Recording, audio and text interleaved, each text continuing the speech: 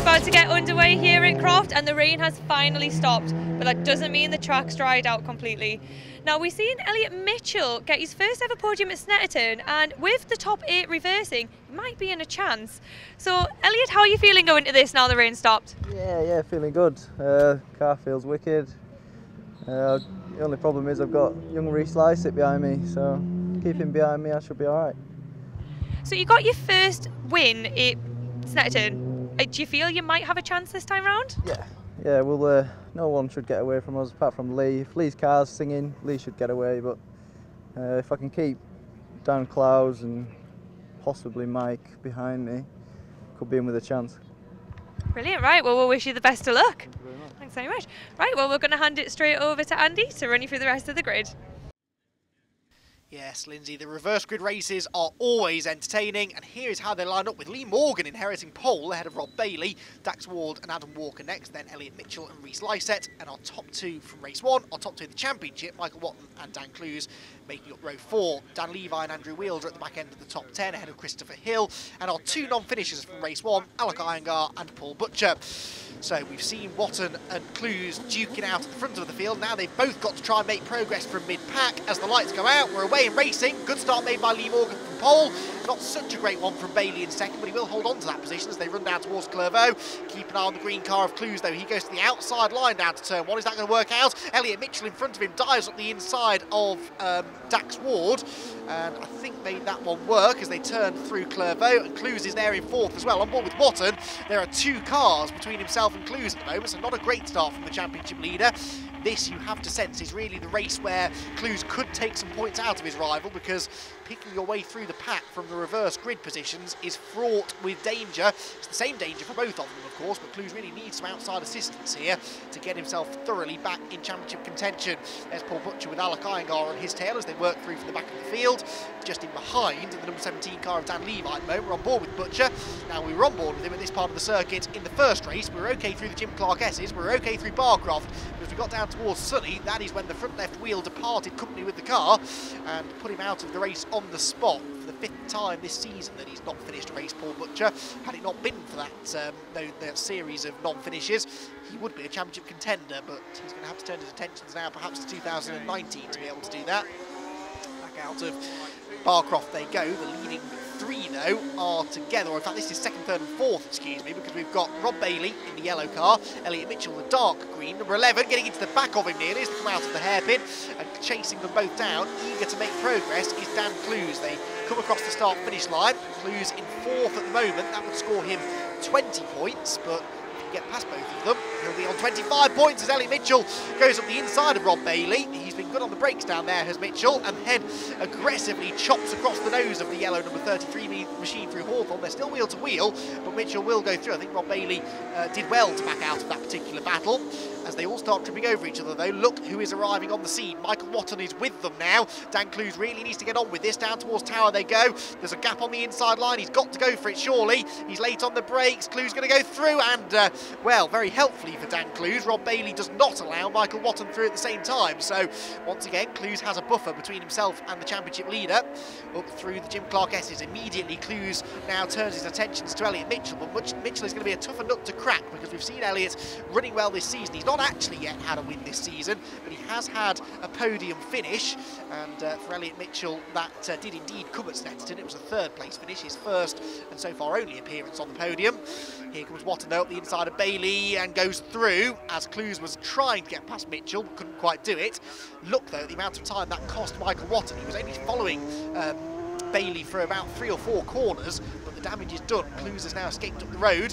Through the hairpin they go. You can see it's still very damp and greasy in places, but for the most part the track is dry-ish. Superior traction out of the corner there for Clowes, but Mitchell, yeah, moving over on him there, almost putting him in the pit wall. I don't think Dan particularly appreciated that one, but Mitchell keen to try and defend this position as they race now back through the right-hander at Clowes, then through Hawthorne they go, and off towards the chicane once again. On board with Watton, you can see the dice happening in front. This is where it's really wet through the chicane, one of the most daunting and sort of full commitment corners on the track, and halfway through it, all of a sudden the circuit is very wet indeed. They all safely negotiated this time, but Clowes is losing time here to Watton. He's looking up the inside, can't do it, and so now Michael Watton has caught him. front of the tower they go. Clowes looks for the right-hand side, for the left-hand side, still just can't quite find a gap big enough to slot the number 8 car through. And so still Mitchell hanging on to this position, and now with Watton on his tail, Dan Clowes has to focus on both attack and defence. It's always a difficult position to be in as a racing driver because you want so much to focus on getting past the car in front of you that's holding you up. But if you go for a move and it doesn't work, and you lose momentum, then all of a sudden the car behind can draw alongside. So Clowes really needs to box clever here. Has another dive up the inside through the middle part of the complex. That's never likely to work though. What about the hairpin? There's a gap there, but it's wet over on that side of the road. Dan decides instead to focus on the exit of the corner, takes a nice wide line in, but actually doesn't carry great speed off the corner, so Mitchell just starts to pull back away from him. I thought for a moment Watton might have been able to draw alongside as a result, but that's not the case, so it's still the same order then. Mitchell ahead of Clowes, ahead of Watton, as they stream now through Clowes. Don't forget Lee Morgan even is still leading the race. Lee Morgan has pulled off into the distance fairly handsomely as a result of this battle going on behind him. This is the fight for second position. Dan Clowes there, oh, that was a risk and that was a loss of momentum. He got a wheel out on the dirt coming out of the chicane. This could be Michael Watton's chance down towards Tower Corner, and Michael Watton goes up the inside line. He's going through, surely. Can he hold the car on the apex? Yes, he can. And Michael Watton, well, all it took was that tiny little mistake from Clowes, possibly started by the fact that it is quite damp on the chicane, as I mentioned earlier on, and that was all it took for Watton to get the run, and then Dan just didn't quite defend the inside line heavily enough, and through went the championship leader. So those 5 championship points that Clowes took out of Watton in race 1, well, if things finished as they are now, he would only lose 2 of them. He scored 22 points for 3rd, he scored 20 for 4th, so it will still be a net gain for Clowes, but he really needs to take points out of Watton in every race rather than just focusing on the odd result, and that really has been Dan's problem this year. He's been very consistent, but not consistently winning races the way which Michael Watton has been. And if you're winning races, you're taking big points out of everybody else. Back out of the hairpin they go, down towards Clowes corner once again, and this enthralling battle that's going on for second position, which is attracting most of the attention so far in this race. Through Clowes they will go. Here, battling further back are, well, poor Butcher there, you can see the yellow and purple car, and he's trying to work his way ever further up the order, slightly wayward and slightly smoky, number 44 car of Alec Iyengar in front, and yes, I think Iyengar, unfortunately, is running into some more mechanical gremlins. Another non-finish appears to beckon for Alec, and he pulls off to the side of the road. Now, Lee Morgan was leading the race before, but he's now back behind Wheals Lycett. So Lee Morgan has been off somewhere, and that means that that battle we've been watching between Mitchell, Watton and Clowes, this battle is now the battle for the race lead. So what has happened to Lee Morgan? Well, we'll answer that question if we can later on. He's obviously been off somewhere, but there doesn't appear to be any damage done to the number 56 car. But after near enough 12 months out of the cockpit, it's sort of understandable that Lee maybe is a bit race rusty. Maybe just a damp patch of the circuit caught him out. This, therefore, is the fight for first position, with Elliott Mitchell looking for his first ever win in the F1000 Championship. Michael Watton is not looking for his first win, he's looking for his 10th win of the year, and some more valuable championship points. Across the start-finish line they go. Defensive line being taken by Mitchell now. He's been strong on the brakes down into Clowes all race long, and indeed that continues to be the case. There's no way through for Watton just yet. I think I'd say that Clowes is losing touch to these two now slightly. He may have had another moment somewhere whilst we've been checking in on what was going on behind.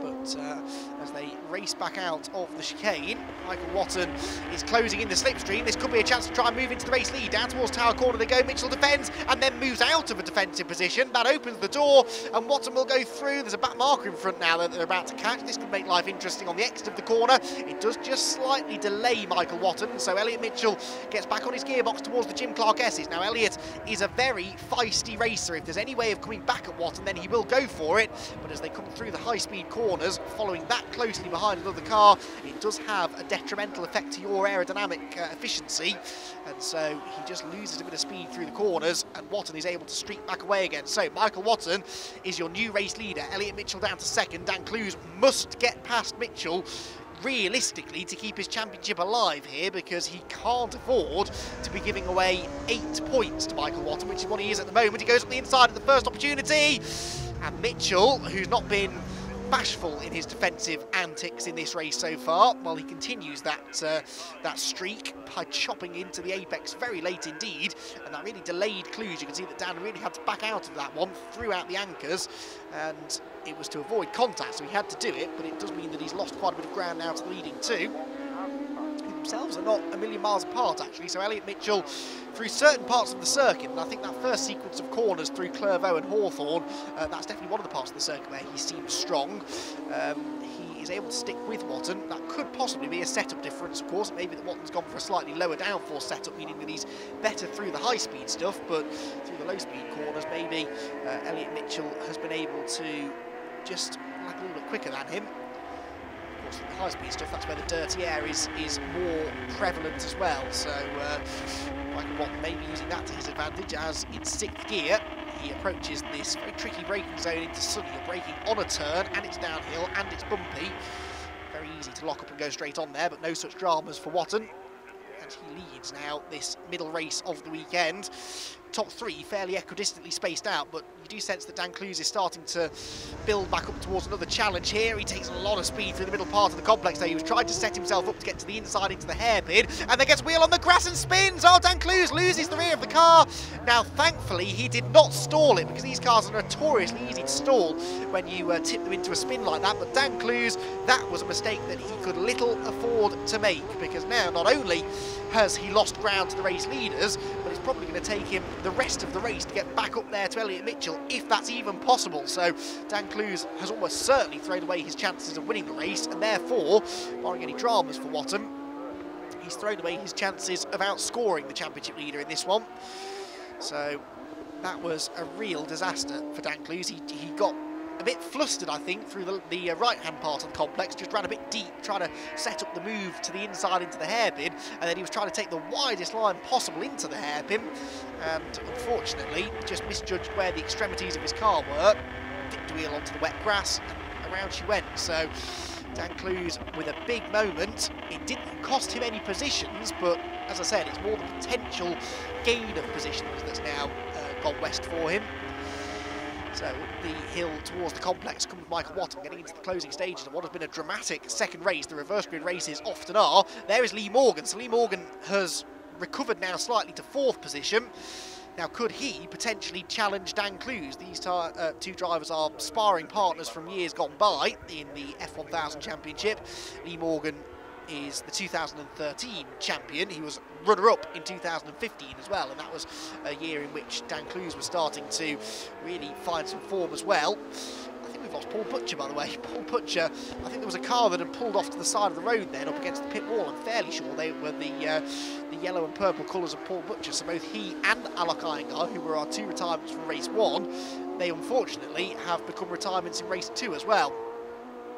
Down towards Tower Corner comes the race leader Michael Watton. Elliot Mitchell just slipping backwards now slightly, but looking good for a 2nd place here. He's under no pressure anymore from Dan Clowes. Just needs to stroke it home, really. Ooh, doesn't want to be doing that though. Running wide onto the damp side of the road down at Tower, and then the curb. The track is drying. The sun is out now here at Croft, but it's not particularly warm, so it's not doing that much to burn off the moisture from the circuit. Lap down there was Dan Levi. That was Watton going through and then immediately almost skating off the circuit. This is why in these conditions it's important to always keep your concentration levels up, because it only takes one lack of concentration and you might just hit a damp patch that you haven't hit before, or you might approach a corner just that mile an hour or so too quickly. It'll make all the difference. With Clowes, still 3rd by the looks of it. There's no sign of Lee Morgan in front of us as we negotiate the complex, where it all went wrong a couple of laps ago.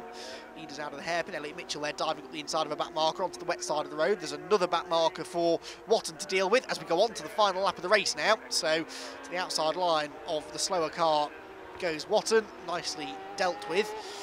He's now just 1 lap away from a 10th win of the season, would you believe? And a 13th podium appearance for Michael. But this one a really significant one, because with Dan Clowes down in 3rd, he is set to undo the damage that was done in race 1 with Clowes winning and Watton 2nd.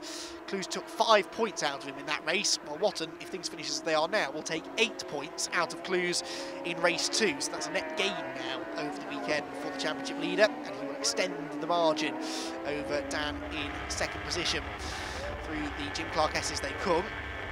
It's beautiful high-speed part of the circuit where the cars are approaching top speed.